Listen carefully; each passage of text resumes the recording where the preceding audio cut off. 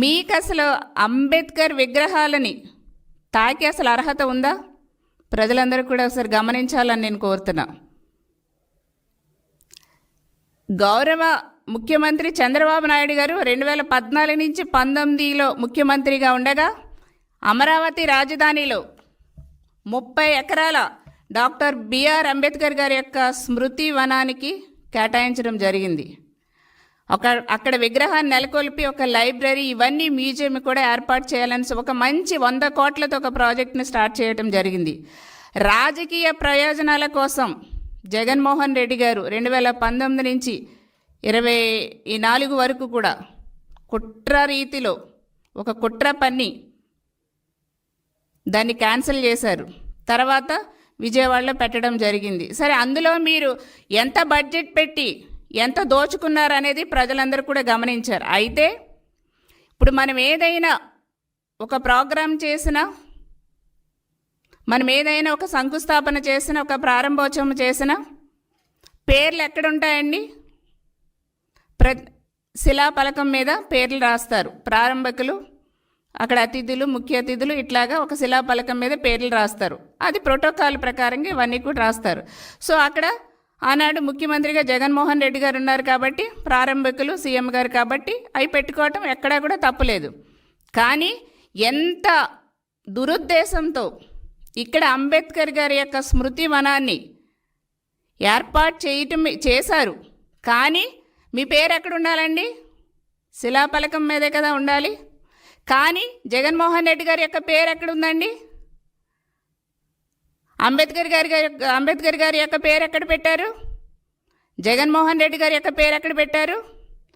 అంబేద్కర్ గారి యొక్క పేరు ఏ సైజులో ఉంది? జగన్మోహన్ రెడ్డి గారి యొక్క పేరు ఏ సైజులో ఉంది? ఒకసారి ప్రజలందరూ కూడా గమనించాలనేసి నేను తెలియజేస్తున్నా. భారత రాజ్యాంగ నిర్మాత ఈ రోజున నాకు మాట్లాడే స్వేచ్ఛ కానీ, మన బతకటానికి కానీ ఈ రోజున మన భారతదేశం ఇంత ముందడుగు వెళ్తుందంటే ఆయన ఒక అద్భుతమైనటువంటి ఒక బైబిల్, ఖురాన్, ఒక భగవద్గీత మన అందరికీ కూడా అందించారు. సో అట్లాంటి మహానుభావుడి యొక్క విగ్రహాన్ని పెట్టారు. కానీ ఆయన పేరు హైలైట్ చేయాలా? ప్రారంభించినటువంటి జగన్మోహన్ రెడ్డి గారి పేరు హైలైట్ చేసుకుంటారా అండి? ఒకసారి ప్రజలందరూ కూడా గమనించాలి, ఆలోచించాలనేసి నేను కోరుతున్నాం. భారత రాజ్యాంగ నిర్మాత డాక్టర్ బిఆర్ అంబేద్కర్ గారి పేరునేమో చిన్న అక్షరాలతో రాస్తారా? ప్రారంభించినటువంటి జగన్మోహన్ రెడ్డి గారి పేరు తాటిగా ఎంత అక్షరాలు. ఒక్కసారి ఎవరైనా వెళ్ళి చూడండి, అక్కడ అంబేద్కర్ గారి యొక్క పేరు కనిపించదు.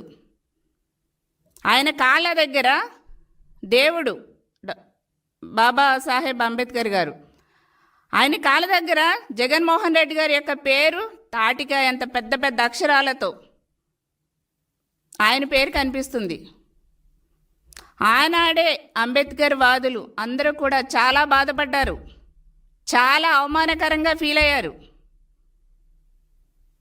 ఆ బాధని అణుచుకోలేక, తట్టుకోలేక అంబేద్కర్ వాదులు ఎవరో ఆ పేరుని, జగన్మోహన్ రెడ్డి గారి యొక్క పేరుని తొలగించినట్టున్నారు. ఇది వాస్తవం.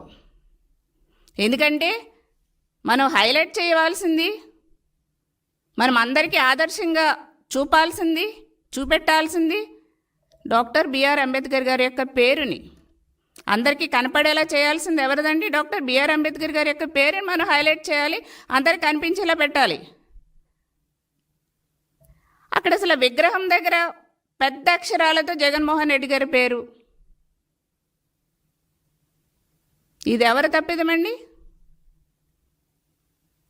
అందుకే అంబేద్కర్ వాదులు చాలా రగిలిపోయారు. అందులో ఎవరో తట్టుకోలేక చేసుంటారు. దాన్ని పక్కన పెట్టి కుట్రపూరితంగా ఈ టీడీపీ మీదకి మళ్లించడం అనేది ఆ జగన్మోహన్ రెడ్డి గారి యొక్క పైశాచికం కానివ్వండి, ఆయన యొక్క మానసిక పరిస్థితి ఏ విధంగా దిగజారిపోయిందనే దానికి ఇదొకటి నిదర్శనం. గవర్నమెంట్ పోయిన తర్వాత ఆయన ఏం మాట్లాడుతున్నారో, మరి ఎలాగ బిహేవ్ చేస్తున్నారనేది ప్రజలందరూ కూడా గమనిస్తున్నారు.